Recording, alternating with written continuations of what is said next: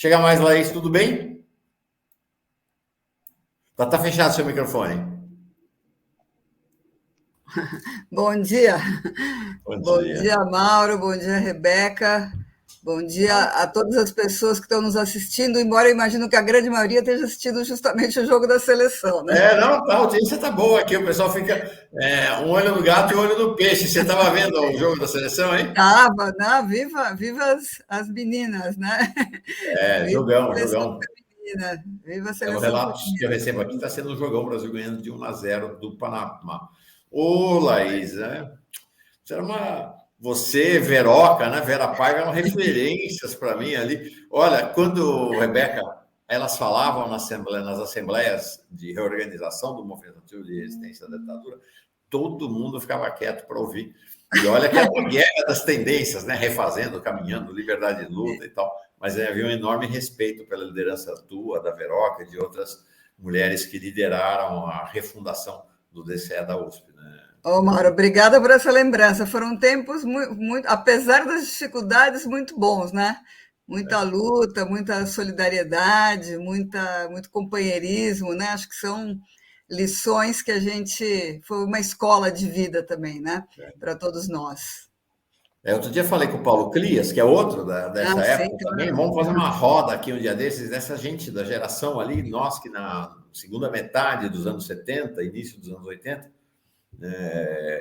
participamos ali do movimento estudantil, que foi tão fundamental para acender a chama da luta popular contra a ditadura e depois abrir o espaço, foi importante, para abrir espaço para a luta decisiva dos operários do ABC, sob a liderança de Luiz Inácio Lula da Silva, né? Bem importante. Com Mas certeza. você hoje é secretária nacional da política de cuidados, secretária nacional de cuidados e família do Ministério do Desenvolvimento Social. Em primeiro lugar, explica para nós o que é uma política de cuidados, o que são cuidados. Essa é uma Imagino que boa, você ouça bastante essa pergunta, né? uma boa pergunta. Acho que é um bom jeito de começar, né?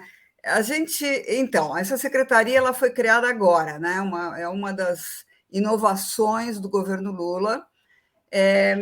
E ela tem como objetivo, como missão principal, coordenar, junto com o Ministério das Mulheres, a elaboração de uma política de um Plano Nacional de Cuidados. O que a gente entende por cuidados? Vamos começar por aí. É por aí mesmo que a gente deve começar.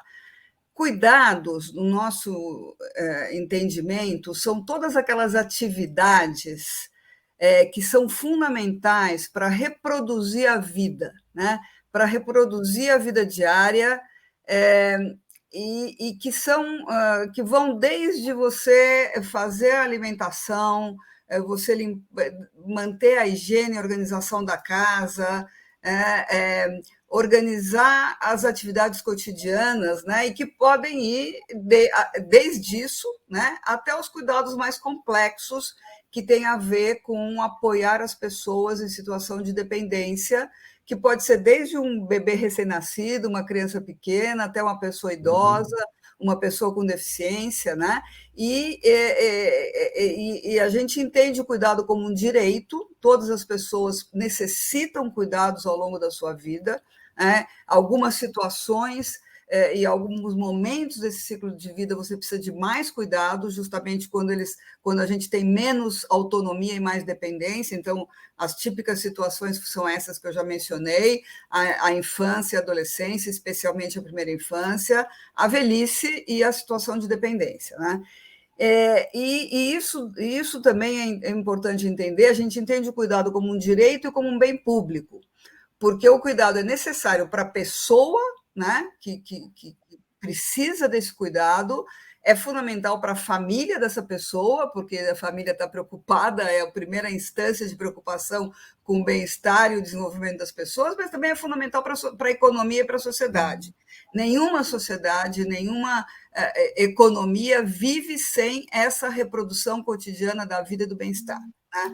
Então, é isso que a gente, em linhas muito gerais, que a gente está entendendo por cuidados, né? E o grande problema é que na nossa sociedade todas as pessoas precisam de cuidado, mas nem todas as pessoas cuidam, e muito menos cuidam na mesma intensidade.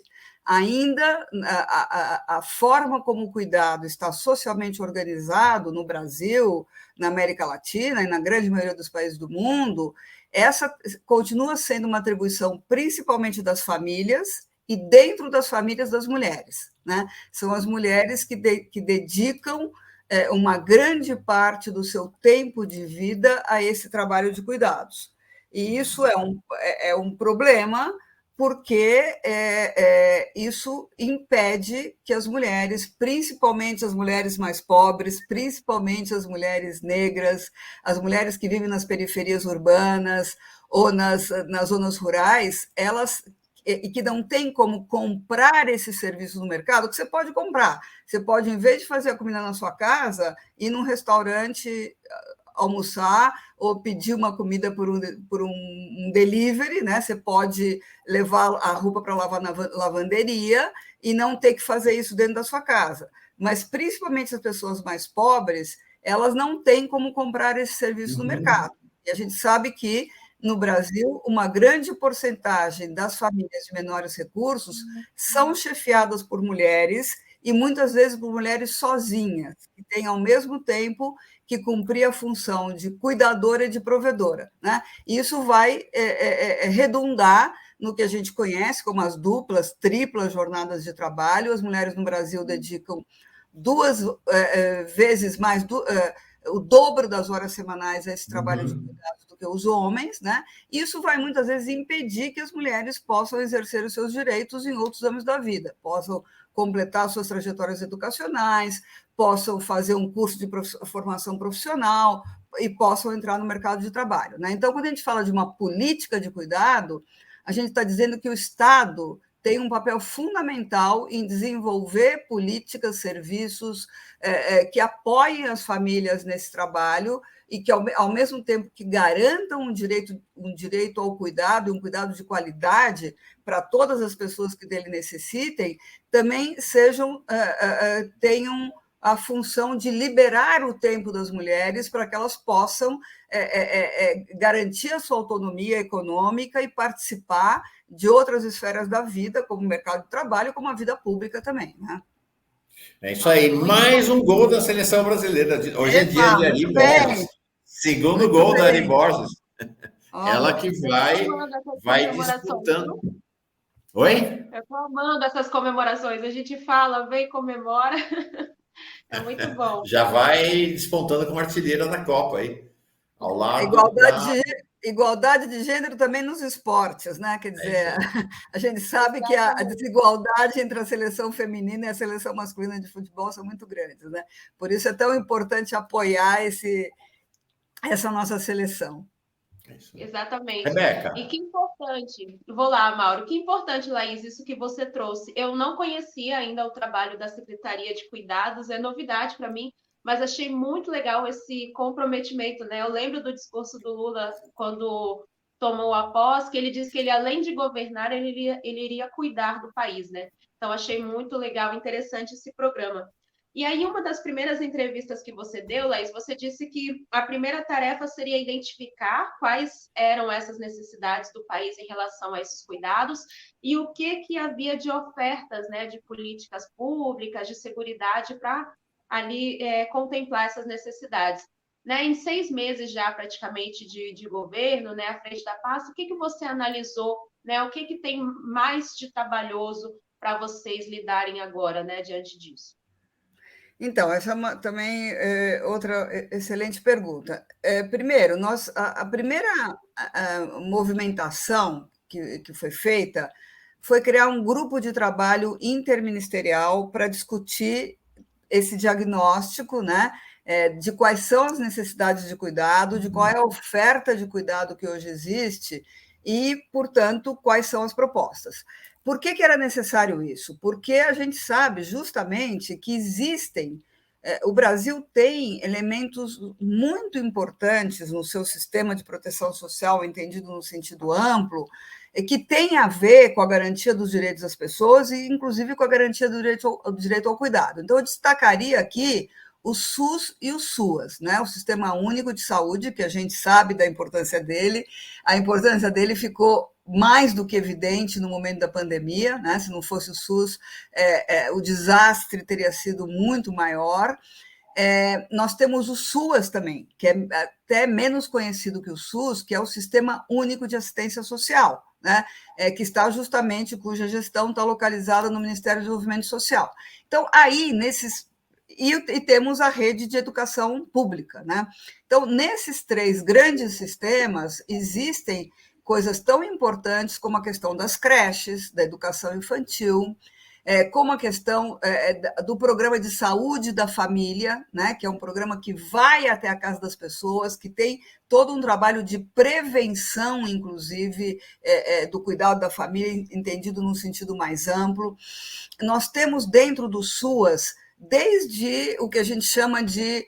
Quando a gente pensa numa política de cuidados, a gente tem que pensar em várias dimensões. Nos serviços, a creche, por exemplo, é um serviço fundamental, porque é um serviço que tem a ver com o desenvolvimento da criança, mas tem a ver também com a possibilidade que os pais dessa criança, ou as pessoas responsáveis por essa criança, mas que em geral são a mãe, né? Essa é a organização social e sexual do trabalho que a gente tem hoje na nossa sociedade, permite que a mãe possa ir para o mercado de trabalho, né, sabendo que o seu filho ou sua filha está devidamente protegido, né? Então, a creche é um típico serviço de cuidado, mas nós temos também o que nós chamamos, que fazem parte da política, dos benefícios ou das prestações, que são fundamentais para garantir minimamente a existência das pessoas, e aí das pessoas em situação de pobreza ou de vulnerabilidade. Então, aqui você tem 2 grandes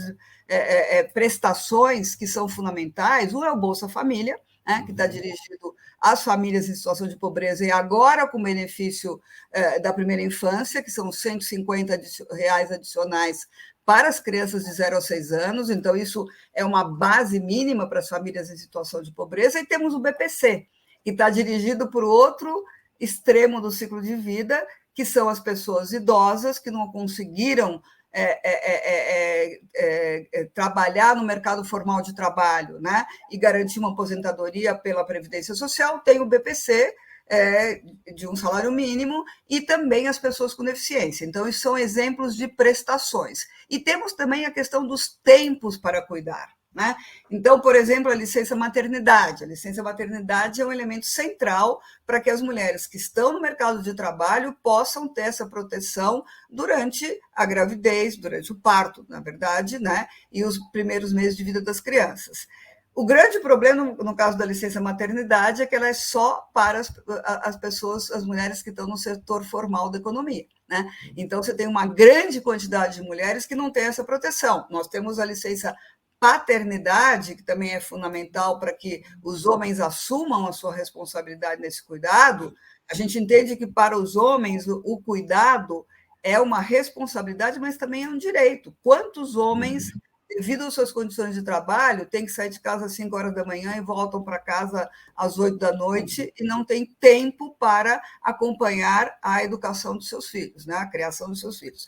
Então, se a gente vê, nós temos no âmbito do SUAS os centros dias para as pessoas idosas e pessoas com deficiência, que são os momentos em que essas pessoas podem ficar desenvolvendo atividades, desde atividades físicas e convivendo com outras pessoas. Temos as instituições de longa permanência, enfim, nós temos diversas serviços em diversos ministérios. Então, por que eu falei que a primeira coisa era criar esse grupo de trabalho interministerial? Porque a gente tem que dialogar entre os diversos ministérios no âmbito federal, justamente para fazer esse diagnóstico. E aí a gente está avançando no diagnóstico, a gente já identificou diversas questões. Por exemplo, as creches. As creches são fundamentais, mas hoje em dia apenas 37% das crianças de 0 a 3 anos estão em uma creche. E se a gente for analisar, você tem grandes desigualdades territoriais e por nível de renda no acesso à creche. Então, uma das questões que a gente já identificou por exemplo, As creches têm muito menos nas zonas rurais, tem muito menos no norte e no nordeste. Sempre as desigualdades territoriais no Brasil são um elemento chave, né?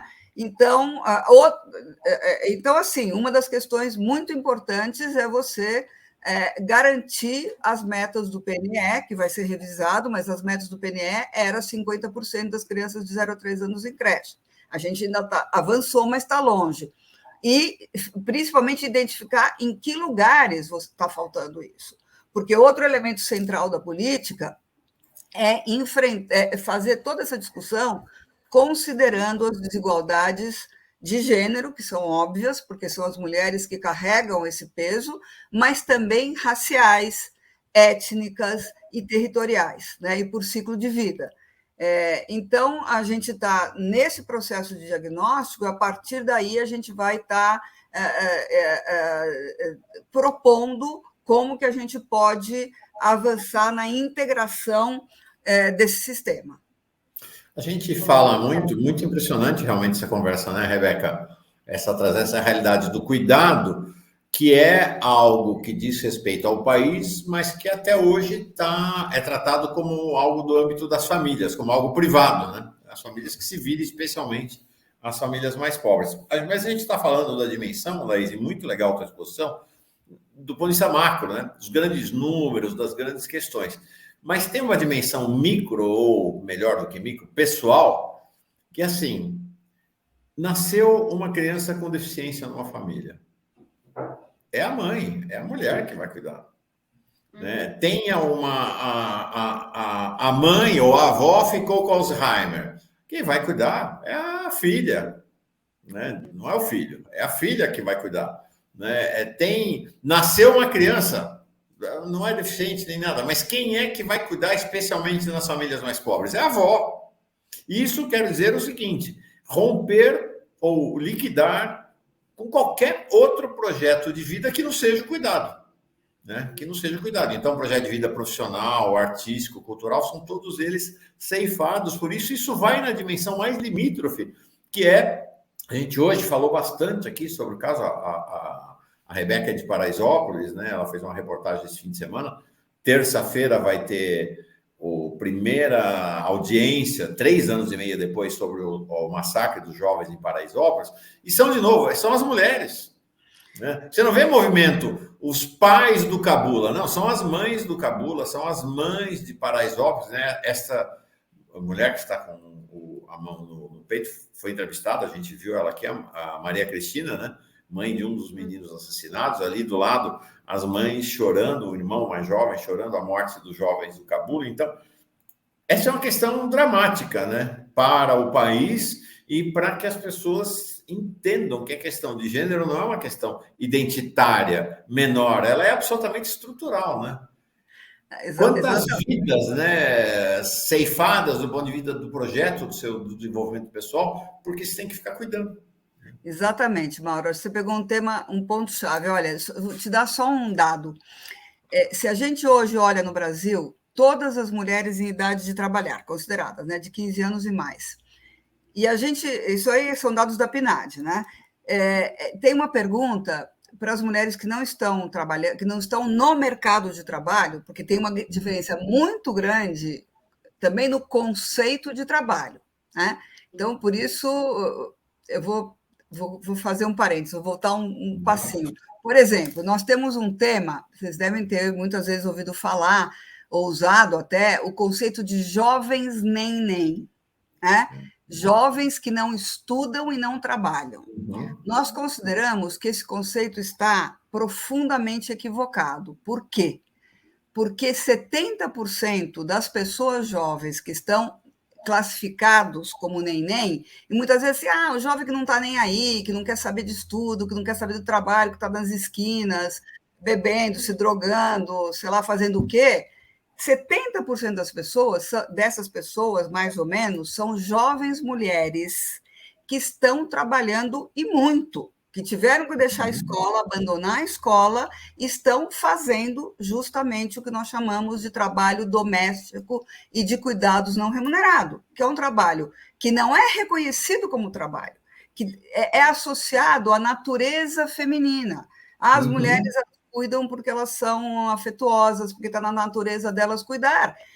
Claro que tem um afeto envolvido nisso e a gente reivindica o direito de vivenciar esse afeto, mas não só as mulheres, os homens também.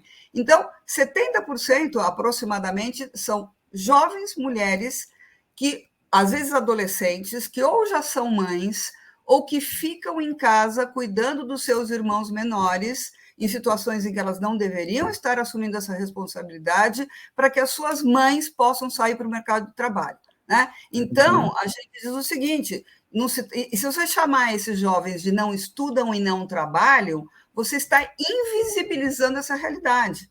Por isso a gente diz, aqui são jovens que não estão estudando nem ocupados no mercado de trabalho. Não sei se fica claro, mas é muito diferente. Né? Porque senão você está chamando isso que se faz dentro de casa como tarefas, como se fosse uma coisa meio eventual, mas não, isso é um trabalho. E que, às vezes, e principalmente, Mauro, quando se trata das pessoas idosas, com muita dependência, que exigem um cuidado 24/7, né? 24 horas por dia e 7 dias por semana. E quais são as famílias que têm condições de comprar esses serviços de cuidadores de idosos no mercado? Pouquíssimas, né? Então, isso acaba selando um destino mesmo para essas mulheres, para as mulheres. E, como você falou, às vezes tem cadeias intergeracionais, né? É a avó que cuida da criança pequena para que a mãe vá para o mercado de trabalho, depois essa avó fica idosa, tem algum problema de saúde, etc., e essa mãe sai do mercado de trabalho para cuidar da própria mãe, e assim vai, né? E o dado que eu ia dar é o seguinte: você pega hoje as mulheres em idade ativa, as que não estão ocupadas no mercado de trabalho. 30% dessas mulheres diz que a principal razão pela qual ela não está procurando um trabalho é justamente o trabalho doméstico e de cuidados não remunerado que ela faz na sua própria família. Para os homens, essa proporção é de apenas 2%, entendeu? E se você vai para as mulheres que têm filhos de 4 a 5 anos, a proporção de 30% sobe para 54,4%. Para as mulheres de 0 a 3 anos, que são jovens, né? Quem é que tem filhos de 0 a 3 anos? Na sua grande maioria são jovens, sobe para 62%. Então, isso é o que a gente chama de uma pobreza de tempo, né? Gera uma pobreza de tempo e reproduz a pobreza, porque essa mulher não pode ir para o mercado de trabalho, não tem a sua autonomia econômica garantida, passa a ser mais vítima de violência, inclusive doméstica. A gente sabe que muitas mulheres não rompem situações domésticas violentas porque não tem como se sustentar, não tem autonomia econômica. Então, é todo um círculo vicioso que a gente tem que romper. Né? A gente tem que romper através de políticas públicas que garantam situações que liberem o tempo dessas mulheres, de políticas de transformação cultural que promovam a corresponsabilidade pelo cuidado entre homens e mulheres dentro da família, e essa corresponsabilidade família, comunidade, sociedade, Estado, né? Mercado, Estado. É mais ou menos por aí que vão assim, as grandes linhas da discussão que a gente está fazendo. Perfeito. Legal. Rebeca, algo mais? Não, é isso. Eu gostaria muito que a Laís voltasse mais vezes para a gente falar sobre muito mais coisas. Essa coisa que ela trouxe, né, da geração neném também é um tema que eu abordo bastante, trabalho bastante, né, da juventude, principalmente, né, nas áreas mais afastadas da cidade, né, como o trabalho tem sempre alguém vendendo um bolo de pote, fazendo unha, né, tá todo mundo trabalhando de alguma forma, mesmo que não esteja no mercado formal, né. Então, muito importante a gente falar sobre isso. Espero que você volte, Laís. Olha, eu estou totalmente à disposição. Inclusive, essa semana, nós temos esse grupo de trabalho interministerial, ele se reúne uma vez por mês. Agora, quarta e quinta, a gente vai ter a nossa terceira reunião, que vai ser justamente a discussão da política a partir dos seus públicos prioritários. E aí, eu queria só, se eu tiver mais 2 ou 3 minutos... Temos sim, não. Temos porque já a convocação que a Rebeca faz passa a ser convocação nossa. Você precisa voltar mais vezes. Acho que isso é um tema crucial para o país. Fala. Então, olha, nós falamos que a política tem ela tem 3 grandes objetivos e tem 4 grupos prioritários. Os 3 objetivos são: primeiro, garantir o direito ao cuidado a todas as pessoas que dele necessitem. Segundo, garantir o trabalho decente a todas as trabalhadoras e trabalhadores profissionais do cuidado. E aqui a gente envolve desde as trabalhadoras domésticas, passando pelas cuidadoras de idosos e idosas, cuidadoras e cuidadores, de pessoas com deficiência, pelas auxiliares de enfermagem, pelo pessoal que trabalha na educação básica, etc. Né? A gente tem um levantamento, quer dizer, existem levantamentos do total do que configura a força de trabalho do cuidado, isso só para, como se fosse surpreendente, 45% dessa força de trabalho são de mulheres negras, né? E elas estão nas piores ocupações. E a terceira é reconhecer, valorizar e redistribuir o trabalho doméstico de cuidados não remunerado, que é isso que a gente está falando, né? Hoje da chamada dona de casa, né? Então, entre aspas, porque a gente sabe que isso aí na verdade, é um trabalho.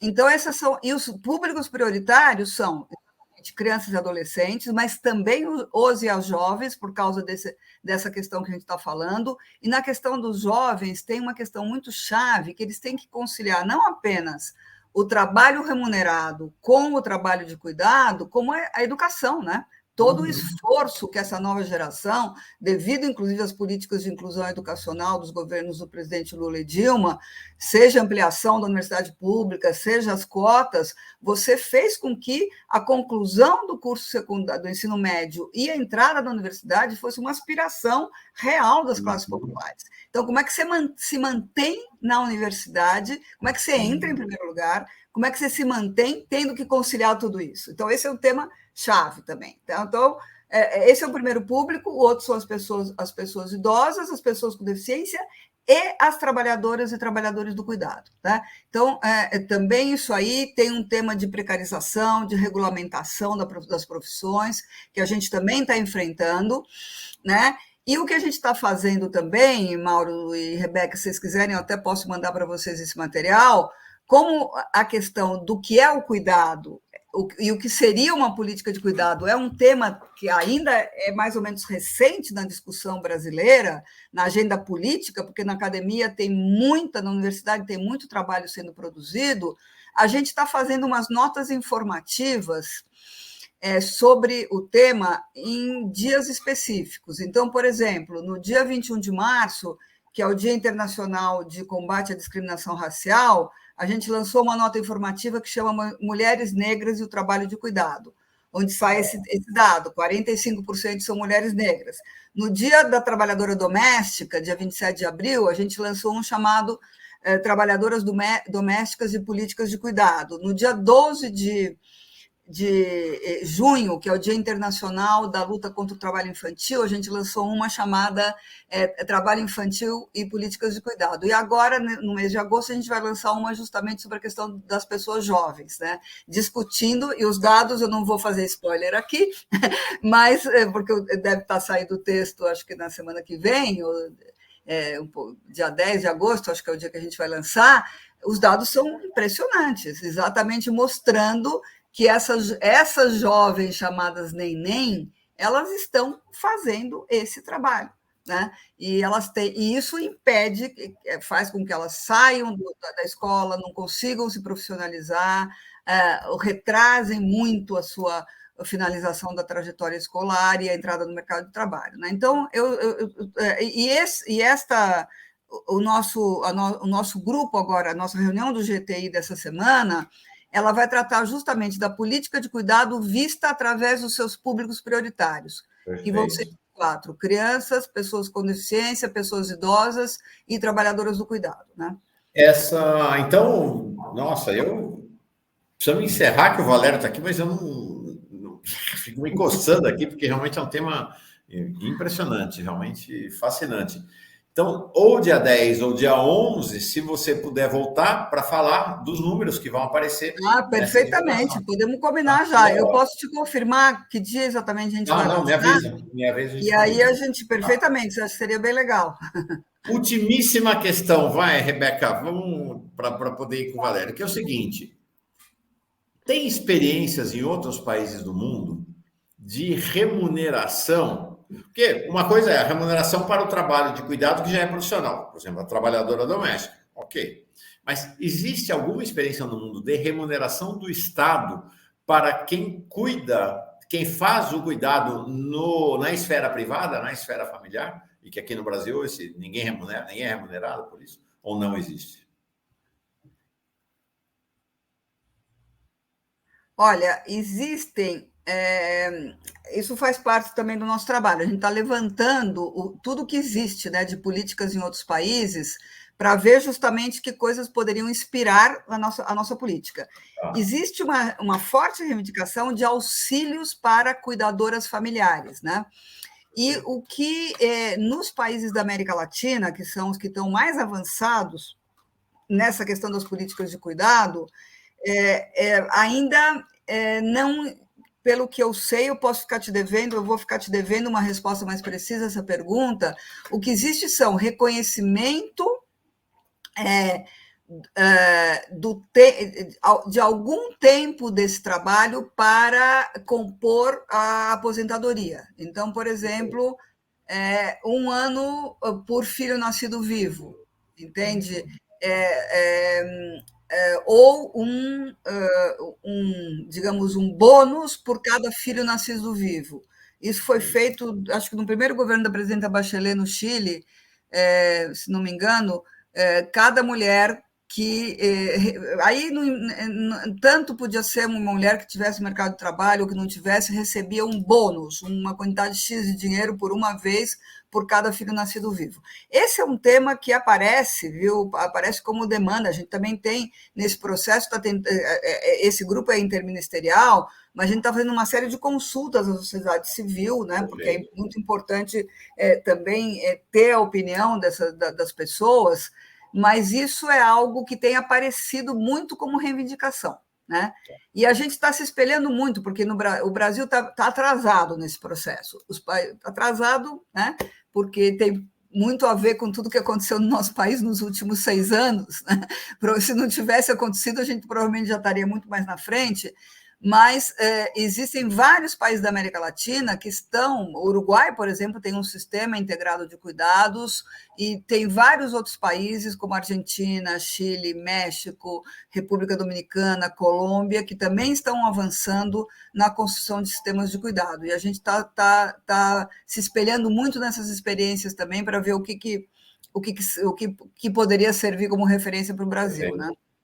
Então, na próxima vinda tua, a gente podia falar também, não apenas, né, desses números novos que vão saindo, como das experiências aqui internacionais, especialmente aqui da América Latina. Laís, gostei demais dessa nossa conversa. É hora de embarcar aqui outro viejo companheiro de jornadas, Valério Arcari. Oi, Valério. Também no Movimento Estudantil. Também nossa turma no Movimento Estudantil. DCE livre da USP, Alexandre Vanucchi Leme. É isso aí. Quando nós nos aliávamos contra esses malditos trotskistas. Não, eu nunca... eu tenho... Na minha família tem muitas antecedentes trotskistas. Trotskistas, né? Embora eu estivesse na Refazendo, mas é. são todos muito amigos, certo, Valério? É isso. Certo, Laís, tudo bem? Foi muito bom, né? Tempo muito bom de cultivar diferenças, identidades e amizades que dura até hoje, né? Bem legal ter vocês dois aqui na tela. Legal. Obrigado, Laís. Tá bom.